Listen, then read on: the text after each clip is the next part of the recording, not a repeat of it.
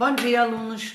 Vamos iniciar nossa aula fazendo a correção dos exercícios do livro, né? Continuação da aula passada. Bom, em relação agora à página 162. Página 162, número 9. Pesquise outros diários, né? Vocês conheceram na aula passada o que é um diário, né? O que são diários e que existem descrições nos diários objetivas e subjetivas. Então, o que é a descrição objetiva? É quando procura reproduzir objetos ou pessoas caracterizando-as como são na realidade, né? Já a subjetiva é quando qualifica algo, né, ou alguém por meio de impressões, reproduzindo o objeto como é visto e sentido pelo observador. Então, na parte subjetiva da descrição, é mais o ponto de vista, a opinião do narrador, ou seja, daquela pessoa que está escrevendo o seu diário, né? Então, vamos ver, vocês vão ter que fazer uma descrição objetiva. Primeiro, vocês vão colocar um título, né? Um título do diário e embaixo colocar um trecho que seja objetivo. E do lado, vocês vão ter que colocar o título do diário, só que com o trecho de forma subjetiva, ok?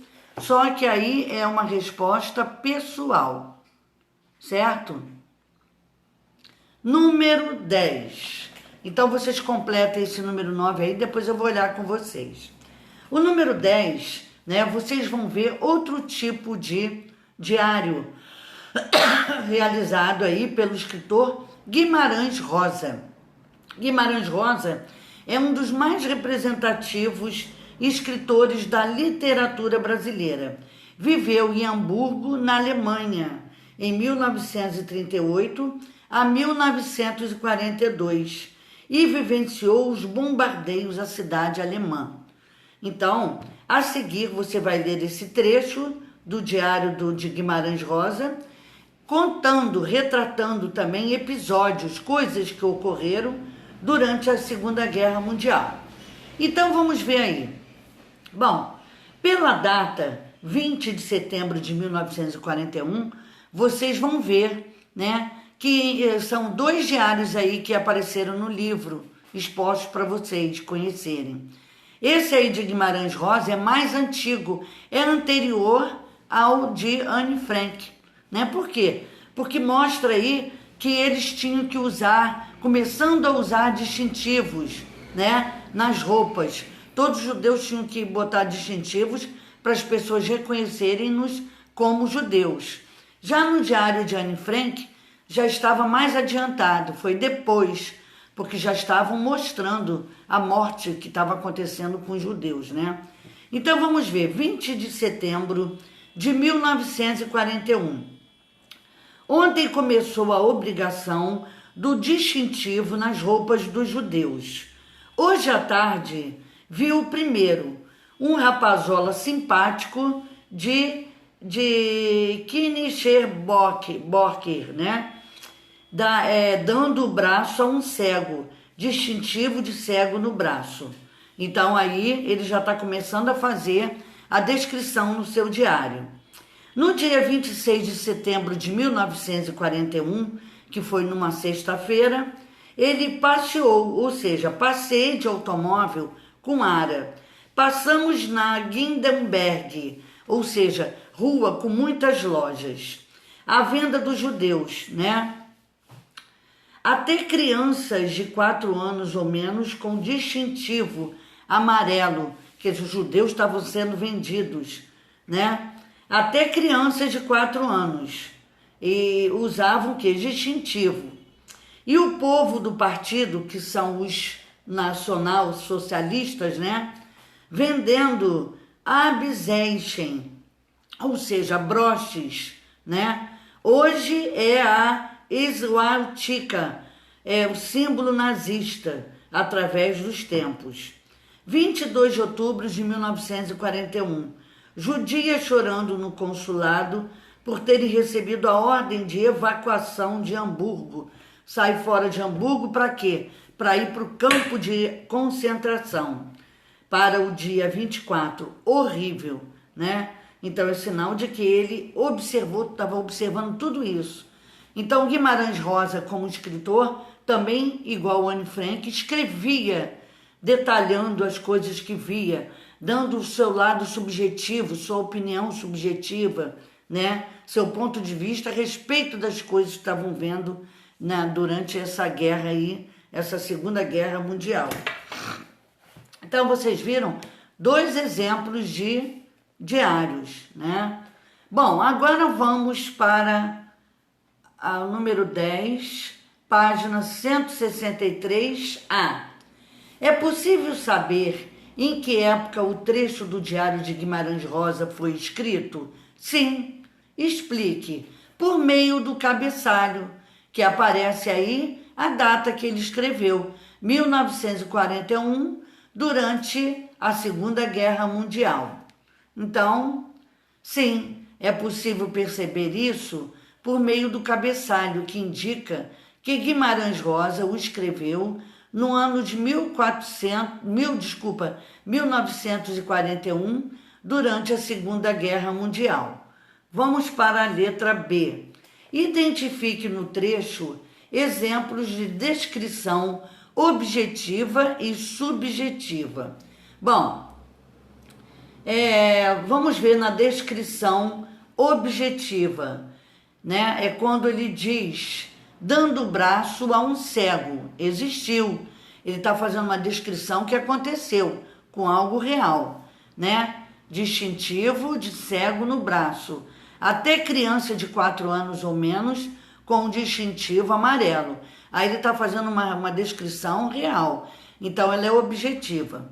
Como ela vai ser subjetiva? Quando ele dá a sua opinião, né? Feita um rapazola simpático, que ele viu passar, inflamante.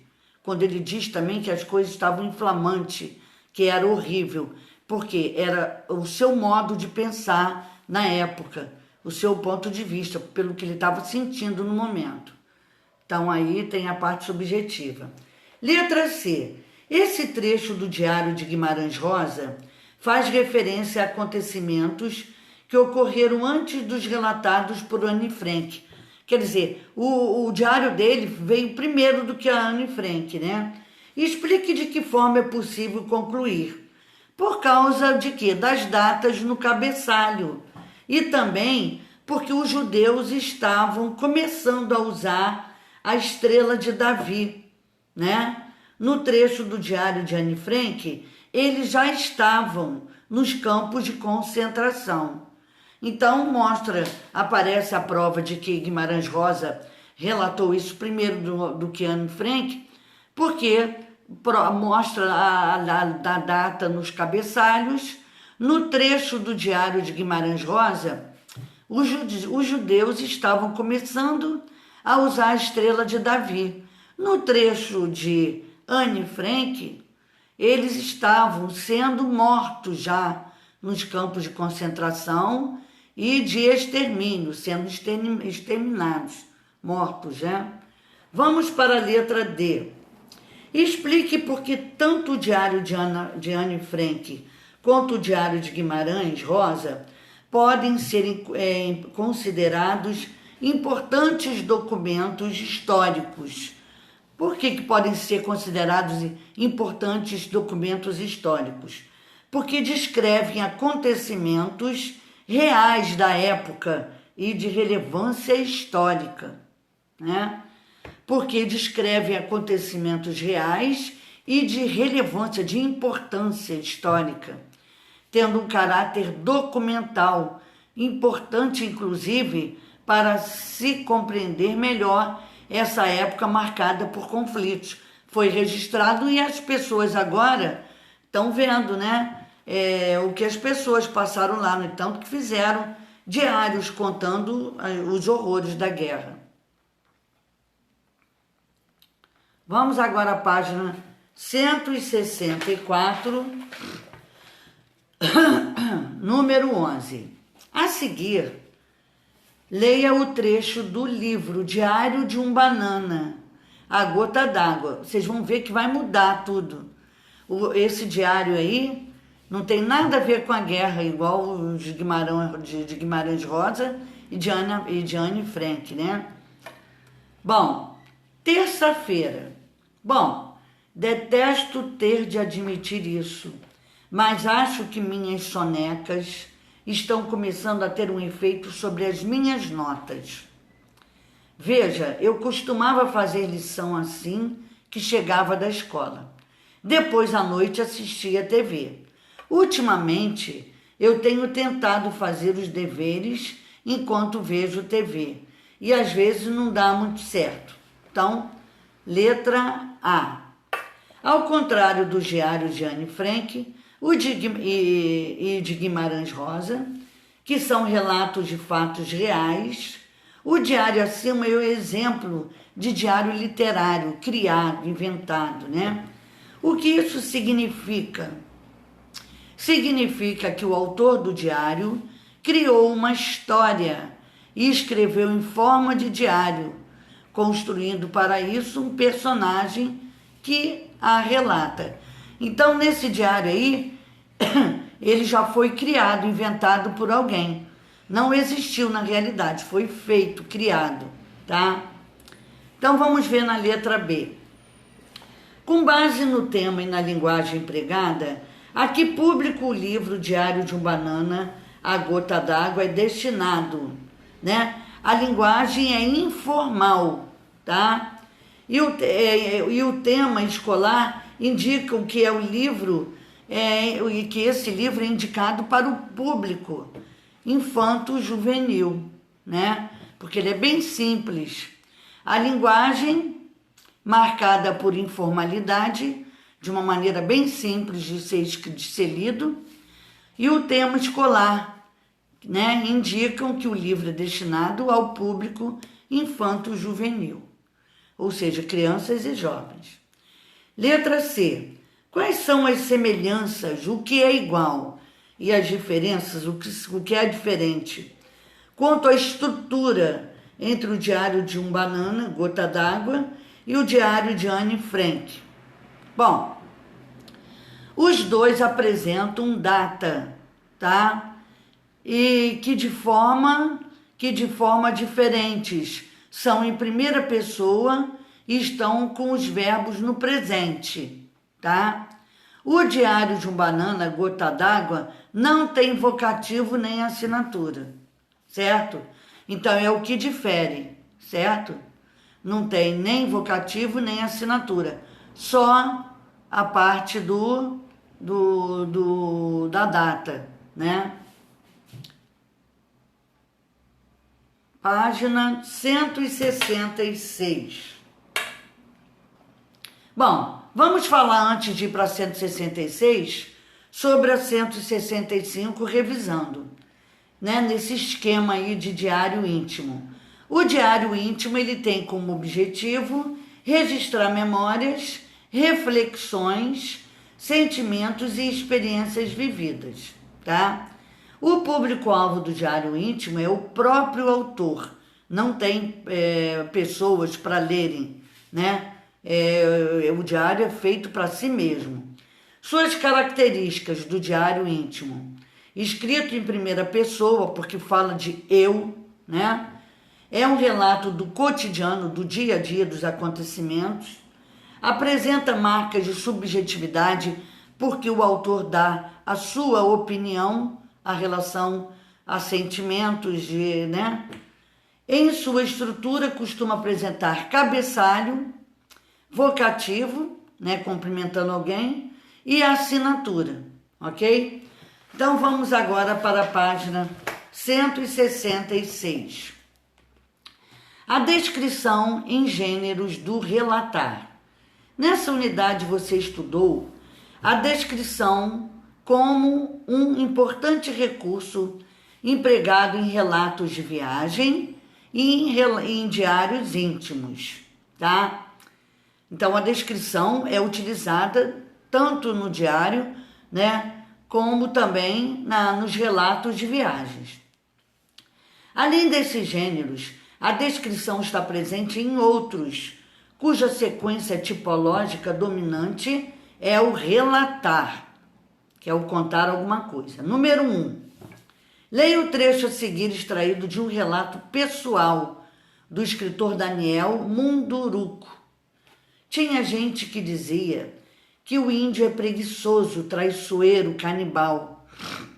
Eu ouvia isso dos meus colegas de escola e sentia muita raiva deles, porque eu sabia que isso não era verdade, mas não tinha como fazê-los entender que a vida que o meu povo vivia era apenas diferente da vida da cidade. E isso me fazia sofrer bastante, até porque o fato de ter cara de índio, cabelo de índio, pele de índio, não me permitia negar a minha própria identidade. Letra A. Número 1, letra A. No texto foram feitas descrições. Observe algumas. Na A, preguiçoso, traiçoeiro e canibal. Na B, cara de índio, cabelo de índio, pele de índio. Que trecho se refere à visão das pessoas não indígenas sobre os indígenas? O trecho A. Na letra B, qual trecho se refere às características atribuídas pelo autor a si mesmo, que o define como indígena? Trecho B. Aí no trecho B é o autor dando a sua descrição, então é de forma subjetiva. Letra C. Das descrições acima, qual é a descrição física e qual é a descrição psicológica?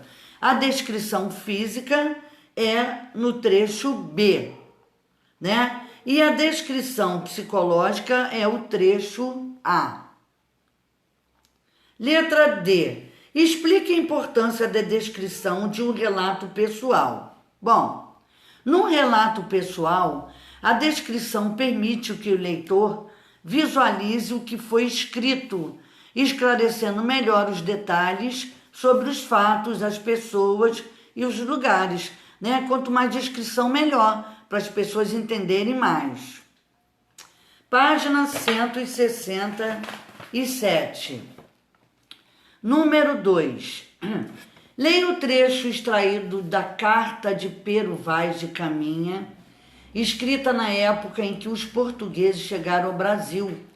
A carta foi dirigida ao rei Dom Manuel, contando sobre os habitantes daqui encontrados, né? Falando também sobre o território e os costumes dos povos que aqui viviam. Nesse trecho, Caminha descreve 2 indígenas que foram levados até a embarcação de Pedro Álvares Cabral. Bom, aí ele relata: a feição deles é serem pardos, quase avermelhados, de bons rostos e bons narizes e bem feitos, né? Andam nus sem nenhuma cobertura, nem estimam nenhuma coisa cobrir nem mostrar suas vergonhas. E estão em relação a isto com tanta inocência como tem de mostrar o rosto. Traziam ambos os beiços de baixos furados, né? Furados embaixo, e metidos por eles, quer dizer, colocado ossos nesses buracos, né? Ossos brancos do comprimento de uma mão. Bom, por aí no número 2 vocês vão vendo a descrição de cada detalhe mínimo dos índios, né, vistos. Então, na letra A, no 2A, que aspectos dos indígenas Pero Vaz de Caminha descreve nesse trecho? Os aspectos físicos, né? Eles dizem que tem cor parda, rostos e narizes bem feitos, dizem que andam nus, que possuem os lábios inferiores furados e enfeitados com ossos. Então faz a descrição física. Letra B. Qual é a importância de Caminha ter descrito os indígenas para o rei Dom Manuel? Para poder haver uma descrição melhor para Dom Manuel saber como eles eram, né? Lá ele começaria a visualizar, através da descrição dele, como os índios eram. Então, na base da descrição, o rei poderia visualizar como seriam os povos que aqui viviam, né? Ficaria mais fácil. Então, a descrição serve para isso. Página 168. Vamos ver. Número 3. Leia o trecho de um relato do músico, escritor e professor Arthur Nestrovsky, né? Em que ele relata algumas experiências vividas por seus avós. Na época em que meus avós chegaram ao Brasil, por volta de 1920, praticamente não havia automóveis. Os poucos que haviam eram daquele tipo bem antigo, grandões, pretões com pneus duros. 20 anos depois, a paisagem era outra. Ainda não havia nem a metade da metade da metade do que a gente vê hoje por aqui nas ruas. Mas os carros eram cada vez mais modernos e mais numerosos. Vamos ver a letra A. O que Nestrovsky descreve nesse trecho? Os carros da década de 1920. Letra B. Que palavras ele utiliza para caracterizar o objeto de sua descrição, né? Ele diz que era antigo, grandões, pretões com pneus furados, relacionados aos carros. C. Qual é a classe gramatical dessas palavras aí? A maioria são adjetivos, né? Como antigo, grandões, pretões e duros. Então, vocês vão vendo que os adjetivos são utilizados para descrever, tá? Letra D. Explique qual é a função da descrição nesse fragmento. Bom, a descrição nesse trecho serve para contrastar que os carros, que os carros da década de 1920 com os atuais, a fim de que o leitor possa visualizar os modelos dos carros antigos, como eram, né? Diferenciando-os dos modelos mais modernos. Também trazer uma descrição sobre a paisagem urbana da época. Página 169, número 4.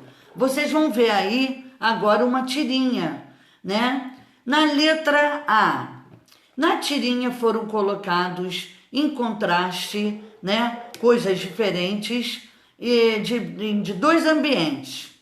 Identifique-os e explique em que consiste esse contraste. Bom, na primeira figura aí, vocês estão vendo, no primeiro quadrinho, o ambiente é urbano, é no centro da cidade. No segundo é uma área rural, no campo. O contraste está na oposição, na diferença entre carência e excesso. As pessoas da cidade desejam o sol e as que vivem na seca querem chuva, conforme enfatizado pelos balões de pensamento, né? Quer dizer, enquanto uns estão procurando sol para se distraírem, porque está em alagamento aí, chovendo demais, no sertão aí, que é no interior, né? Está sol escaldante e ele precisando, pedindo água, certo? Chuva. Letra B.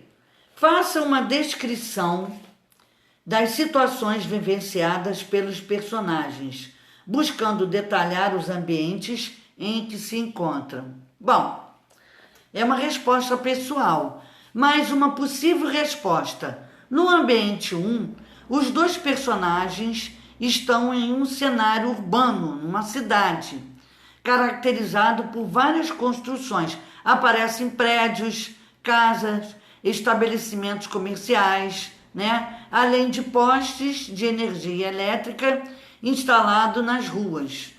Eles utilizam botes como meio de transporte, pois o excesso de chuvas acarretou enchentes, transformando a cidade em um lugar caótico. Virou um caos, uma bagunça, né? Já no segundo ambiente, segunda figurinha aí, segunda tirinha, O personagem Chachado está rezando, pedindo, né, chuva, pois no ambiente em que ele está, marcado pela vegetação da caatinga, são as árvores baixinhas, e o solo seco, seco porque só faz sol, há calor intenso e carência de chuvas. Então você vê a diferença, certo? Então, gente, aqui hoje nós terminamos a nossa revisão, né? A nossa revisão não, a nossa correção das atividades do livro. E eu peço a vocês que vocês façam as atividades certinho, olhem aí o vídeo novamente para não deixarem nada de errado. Um beijo, bom dia para vocês.